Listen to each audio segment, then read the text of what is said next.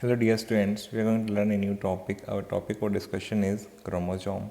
We are going to study about the structure of chromosome and different parts of chromosome. Hello प्यारे बच्चों, इस video में discuss करने वाले हैं हम नया टॉपिक। हमारा टॉपिक का डिस्कशन है क्रोमोसोम, जिसमें हम डिस्कस करेंगे स्ट्रक्चर ऑफ क्रोमोसोम, क्रोमोसोम की संरचना, different parts of chromosome and discovery of chromosome. ये बहुत ही इंपॉर्टेंट पार्ट है, यहाँ से इंपॉर्टेंट क्वेश्चंस बनते हैं, एग्जाम में आए हुए हैं, तो वीडियो को एंड तक देखना, आपको सारी बातें समझ में आ जाएंगी। My name is Deepak Latar, I am going to explain all this in video. Now let's start the video. और topic of discussion is chromosome. Chromosomes कब बनते हैं? जब सेल डिवाइड करती है।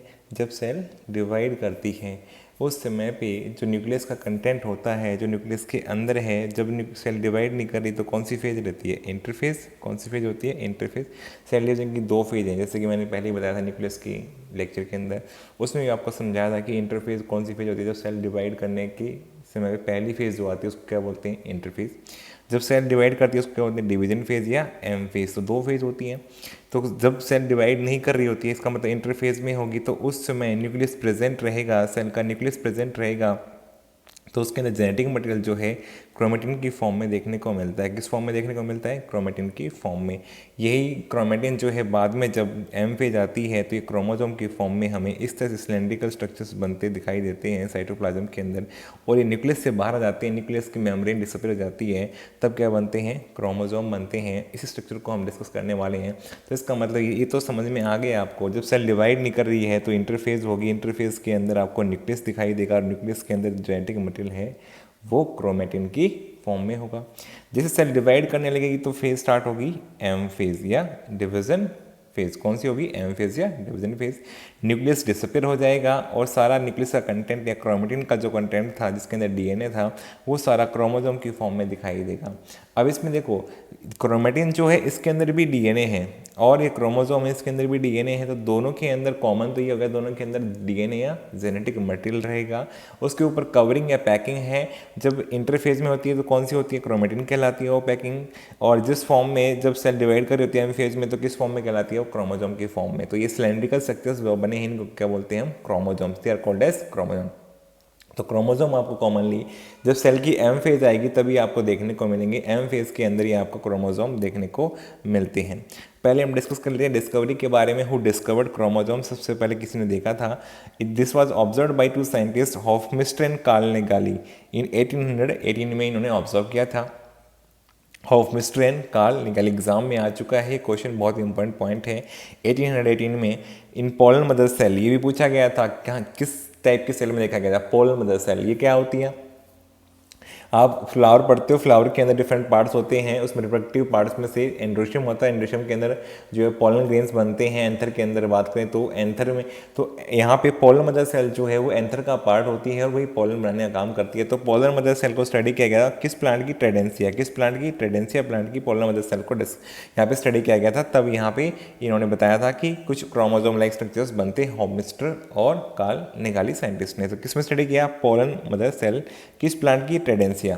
ठीक है।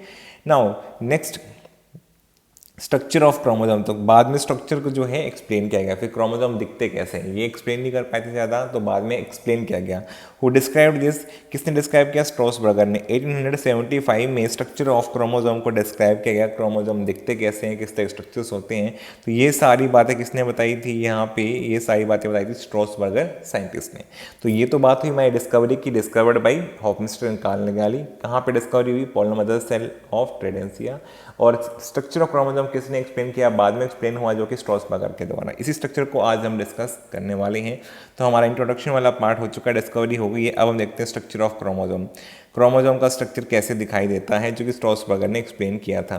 देखो मैंने यहाँ पे ये जो स्ट्रक्चर बनाया है बेटा, ये स्ट्रक्चर मैंने उसी सिलेंड्रिकल स्ट्रक्चर का ध्यान में रखते हुए बनाया है जो हमने क्रोमोसोम बनते दिखाई देते एम फेज में।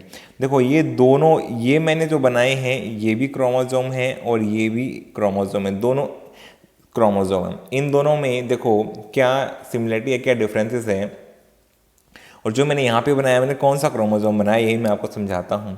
देखो ये एक क्रोमोसोम है कंप्लीट, और ये भी एक कंप्लीट क्रोमोसोम है। ये कैसे पता लगा? इसको पहचानने का सबसे सिंपल तरीका है। कैसे पहचानेंगे दोनों एक ही क्रोमोसोम है? अगर केवल एक ही यहाँ पे सेंट्रोमियर हो, जो यहाँ पे दिखाई दे रहा है, जो कि इसका पार्ट हम पढ़ने वाले हैं, सेंट्रोमियर, अगर एक ही सेंट्रोमियर है तो ये दोनों एक से जुड़े हुए हैं यहाँ पे, तो इसका मतलब ये एक ही क्रोमोसोम है। ये भी देखो यहाँ पे ये एक ही सेंट्रोमियर और ये सारे के सारे पार्ट, इसके आर्म्स जो है इसी से जुड़े हुए हैं, तो ये एक ही क्रोमोसोम की जो है आर्म्स कंसिडर होंगी। इसके दोनों आर्म्स देखो यहाँ पे एक ही सेंट्रोमियर से जुड़ी हुई है, तो ये भी एक क्रोमोसोम है, क्योंकि इसमें सेंट्रोमियर का नंबर 1 है। तो जितने सेंट्रोमियर उतने ही नंबर ऑफ क्रोमोसोम। अब देखो इसमें सिंगल डीएनए है। इस क्रोमोसोम के इनके अंदर जो है, इन आर्म्स के अंदर सिंगल डीएनए है, तो इनको हम बोलते हैं क्रोमेटिड। इनको हम क्या बोलते हैं? आर्म्स का नाम क्या होता है? क्रोमेटिड। क्या होता है? क्रोमेटिड। इसमें देखो, इसमें ऐसी दो क्रोमेटिड है, एक यहाँ पे सिलेंडर है और एक यहाँ पे सिलेंडर है, तो इसके अंदर दो क्रोमेटिड हैं या दो डीएनए प्रेजेंट हैं, इसलिए यहाँ पे इसका कंटेंट डबल हो गया होगा। रेप्लिकेशन होने से अमाउंट ऑफ डीएनए डबल हो जाता है। तो अमाउंट ऑफ डीएनए क्या है? यहाँ पे नंबर ऑफ डीएनए कह सकते हो, अमाउंट कह सकते हो। तो यहाँ पे दो डीएनए आ गए एक ही क्रोमोसोम में, तो इसलिए यहाँ पे इसका रेप्लिकेशन हुआ होगा, तो इस तरह क्रोमोसोम ये बन सकता है। तो जब सेल डिवाइड करती है उससे पहले सेल रेप्लिकेशन करती है और अमाउंट ऑफ डीएनए डबल हो जाता है। तो यहाँ पर हमने देख रहे हैं, जो यहाँ पे हमने डायग्राम बनाया है बेटा, वो कौन से क्रोमोसोम का बनाया है जिसमें डबल डीएनए है? तो इसमें आपको दिखाई भी दे रहा है, दो डीएनए दिखाई दे रहे हैं।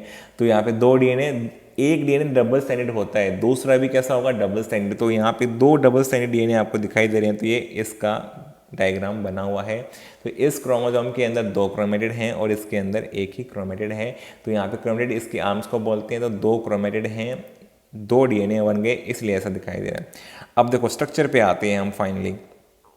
नाउ स्ट्रक्चर में आपको देखो यहाँ सिंपली एक कवरिंग दिखाई दे रही है, आपको पूरी वाइट कलर में कवरिंग दिखाई दे रही है। कवरिंग जो है कवर कर रही है जेनेटिक मटेरियल को। इस कवरिंग का नाम क्या होता है बेटा? पेलिकल। क्या बोलते हैं? पेलिकल।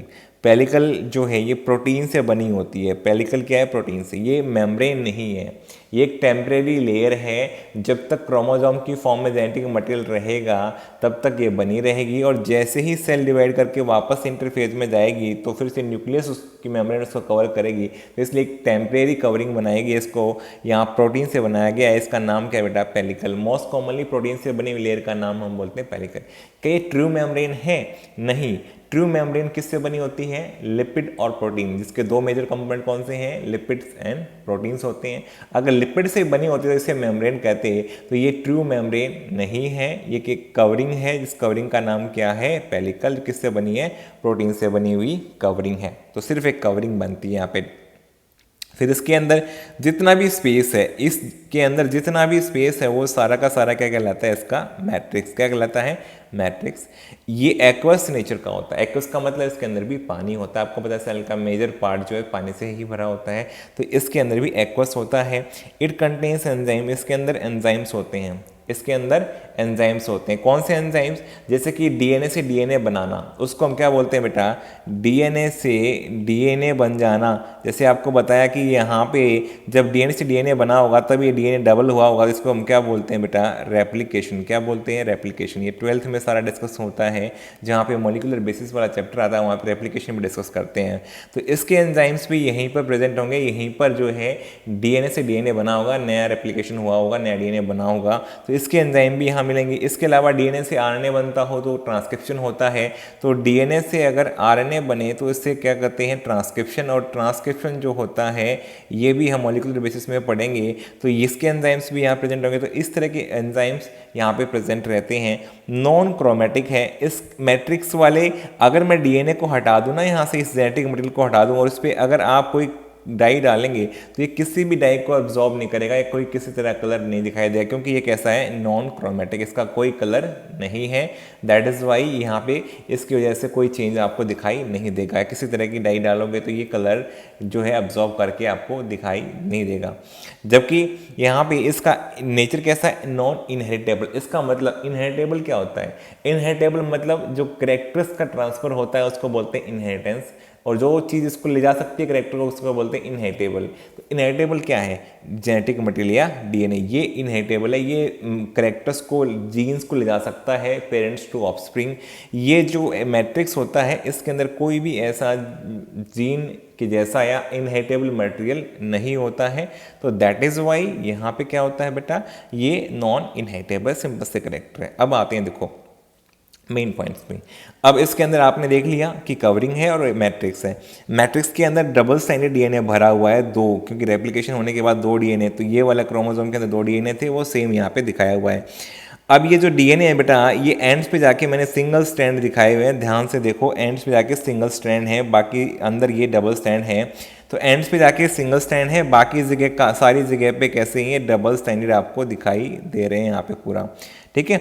अब देखो जहाँ पे क्रोमोसोम, देखो आप यहाँ ध्यान से देखो, यहाँ पे इसकी थिकनेस कम हो गई है, जहाँ पे ये कॉन्स्ट्रिक्ट हो रखा है, जहाँ इसकी थिकनेस कम हो रखी है, उस रीजन को हम क्या बोलते हैं, प्राइमरी कॉन्स्ट्रिक्शन, जो कि सेंटर के आसपास होगा मोस्ट कॉमनली, तो इसको हम क्या बोलेंगे, प्राइमरी कॉन्स्ट्रिक्शन। तो किसी क्रोमोसोम में अगर थिकनेस कम हो रखी है, कॉन्स्ट्रिक्ट हो रखा है, तो उस रीजन को हम क्या बोलते हैं, कॉन्स्ट्रिक्शन। यहाँ सबसे पहला है कॉन्स्ट्रिक्शन, तो इसे बोलेंगे प्राइमरी कॉन्स्ट्रिक्शन, जो सेंटर के आसपास होगा और सारे क्रोमोसोम में मिलने का चांसेस हैं, प्राइमरी कॉन्स्ट्रिक्शन।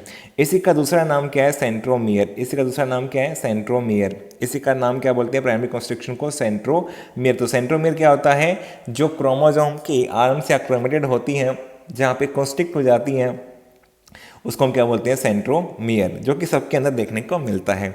तो इसके ऊपर एक प्रोटीन से बना हुआ स्ट्रक्चर होता है, जहाँ जिसके ऊपर आकर के क्रोमोसोम्स जो है स्पिंडल फाइबर से अटैच होंगे। स्पिंडल फाइबर कब आते हैं, जब सेल डिवाइड करती है, अपोजिट पोल से सेंट्रियोल के द्वारा बनाए गए स्पिंडल फाइबर्स आते हैं। वो स्पिंडल फाइबर आकर के प्राइमरी कॉन्स्ट्रिक्शन पे अटैच कर सकते हैं। प्राइमरी कॉन्स्ट्रिक्शन पे क्या होता है, स्पेशल प्रोटीन बना होता है। ये ऐसे ही बेटे जैसे हमारे नी के ऊपर नी कैप होती है ना, तो ये काइनेटोकोर नी कैप की तरह है। तो सबसे पहले अगर हम टच करना चाहें नी को, तो हम किसको टच करेंगे, नी कैप को टच कर पाएंगे। वैसे ही यहाँ पे है, तो अगर स्पिंडल फाइबर आकर के यहाँ से अटैच करेंगे, किसे अटैच करेंगे, प्राइमरी कॉन्स्ट्रिक्शन या सेंट्रोमियर के साथ में, तो काइनेटोकोर के साथ। कहाँ से, ये क्वेश्चन आ चुका है, बहुत इंपॉर्टेंट क्वेश्चन है, ये क्वेश्चन पूछा गया था, बहुत बार आ चुका है, बहुत इंपॉर्टेंट है अभी भी, कि जो स्पिंडल फाइबर बनते हैं सेंट्रियोल से ड्यूरिंग सेल डिवीजन, क्रोमोसोम के किस पार्ट पे आकर के अटैच होते हैं, तो किस पार्ट पे बेटा, काइनेटोकोर।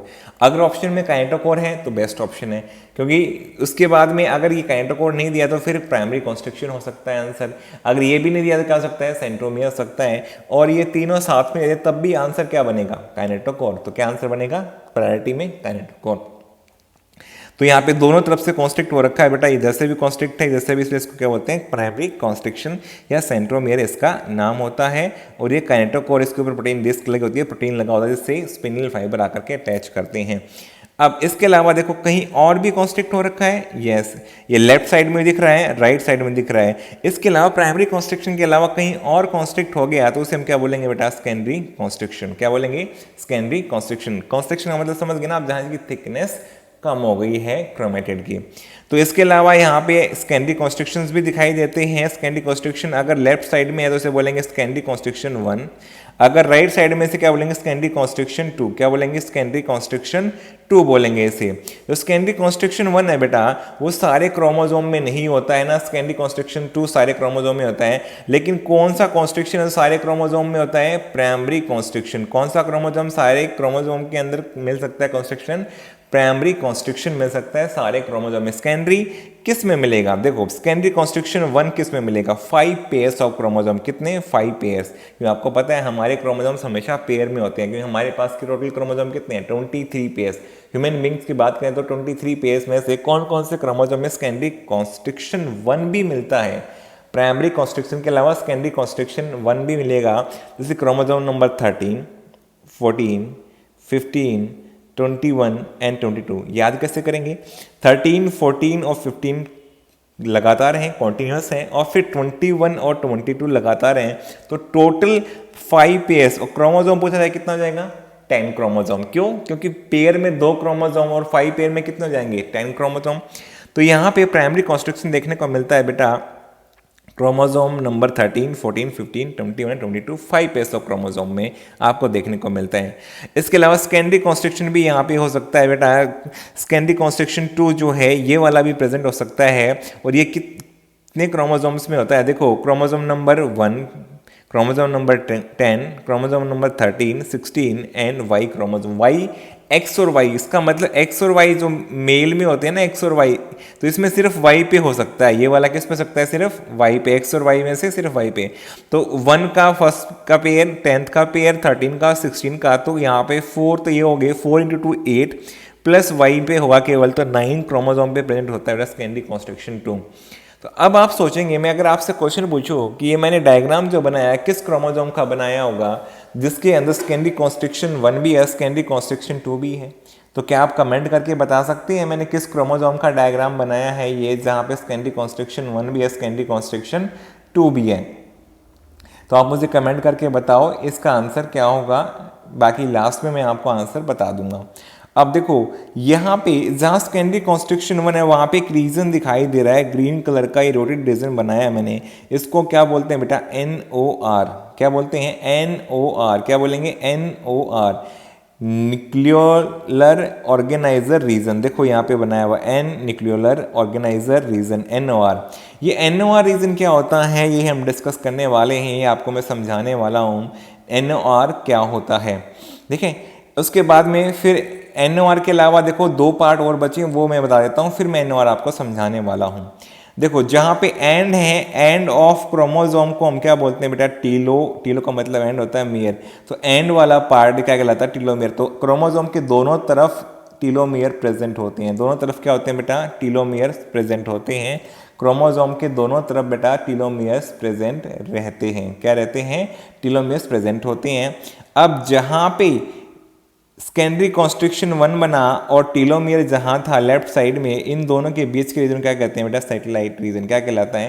तो सैटेलाइट रीजन क्या होता है? Region present between secondary construction 1 and telomere is called as satellite region. Satellite region बहुत स्पेसिफिक है बेटा इसमें, क्योंकि रिपीटेटिव सीक्वेंसेस बहुत सारे प्रेजेंट होते हैं इस रीजन में, तो ये सारी इंपॉर्टेंस भी हम समझने वाले हैं इसी वीडियो के अंदर। नाउ हमने देखो यहाँ पे क्या क्या देखा है अभी हम बता देते हैं, एक बार रिवाइज कर देते हैं। एक तो कवरिंग होती है, इसको क्या बोलते हैं? पेलिकल। इसके अंदर के मटेरियल को हम क्या बोलते हैं? मैट्रिक्स बोलते हैं, जिसमें सारा प्रेजेंट रहता है।